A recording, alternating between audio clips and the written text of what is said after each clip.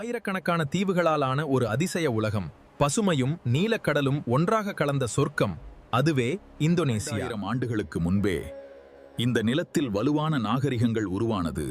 புத்தமும் இந்து மதமும் இங்கு அழகிய செழித்தது. கோவில்கள், கலை, பண்பாடு, ஆன்மீகம் இந்தோனேஷியாவின் அடையாளமாக மாறின. மசாலா பொருள்களின் நாட்டு இது. மிளகு, இலவங்கப்பட்ட, கிராம்பு உலக நாடுகளை இங்கு இழுத்து வந்தன. ஆனால் இந்த செல்வம் ஐரோப்பியர்களின் கவனத்தை ஈர்த்தது. புதிய ஆட்சி தொடங்கியது. நெதர்லாந்து ஆட்சி நூற்றாண்டுகளாக மக்களை கட்டுப்படுத்தியது. சுதந்திரம் ஒரு கனவாகவே இருந்தது. ஆனால் மக்கள் அமைதியாக இல்லை.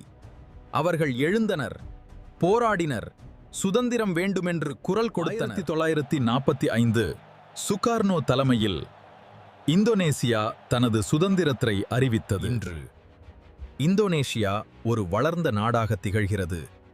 நவீனமும் பாரம்பரியமும் இணைந்து